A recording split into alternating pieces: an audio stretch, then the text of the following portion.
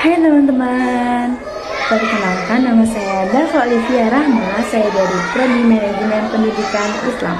Pada video kali ini kita akan membahas salah satu tema penting dalam kajian hadis, yaitu hadis muharij.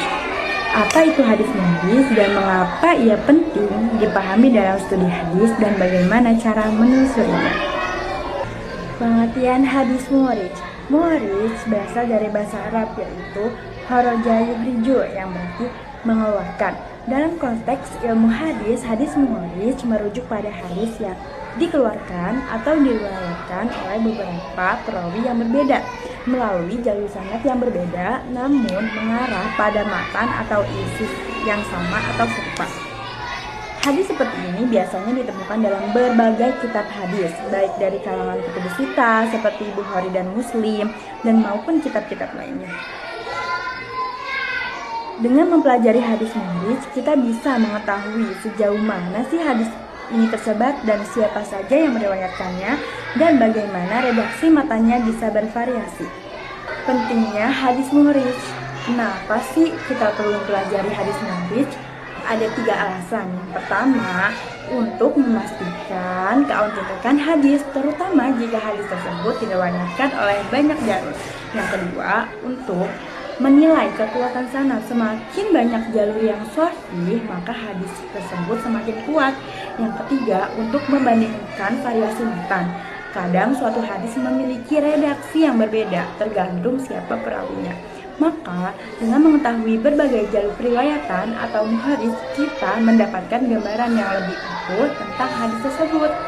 Salah satu contoh hadis muharij yaitu yang sering kita dengar, yaitu innama a'malu binniyat, yaitu sesungguhnya segala amal adalah tergantung pada niatnya. Hadis ini diriwayatkan oleh Imam Bukhari dalam Sahihnya dan juga oleh Imam Muslim dan beberapa imam lainnya. Namun jalur riwayatannya berbeda. Imam Bukhari meriwayatkan dari jalur Al-Humaydi dari Sufyan, dari Yahya bin Sa'id, dari Muhammad bin Ibrahim, dari Alqamah bin Waqqas, dan dari Umar bin Khattab. Sementara dalam riwayat lain mungkin ada tambahan atau perbedaan dalam sanad atau matanya.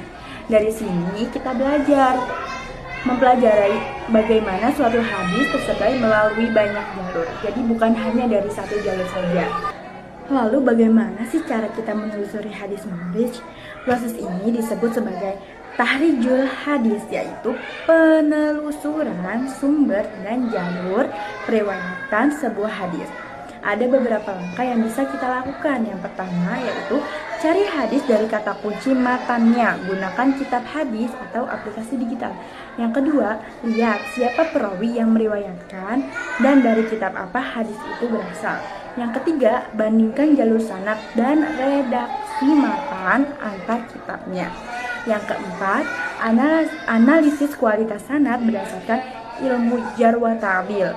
Saat ini kita terbantu dengan banyak alat digital seperti Maktabah Syamilah, Sunnah.com, dan Al-Maktabah Al-Hadithiyah. Jadi kesimpulannya, hadis muharij bukan hanya sekadar istilah teknis, tapi sebuah metode penting dalam memahami keutuhan sebuah hadis Nabi.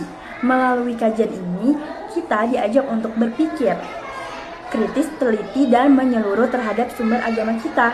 Maka sebagai calon cendekiawan muslim, mari biasakan untuk tidak cukup puas dengan satu sumber saja, tetapi mencari jalur lain yang bisa memperkuat pemahaman kita terhadap hadis. Cukup sekian penjelasan dari saya, kurang lebihnya mohon maaf. Wassalamualaikum warahmatullahi wabarakatuh.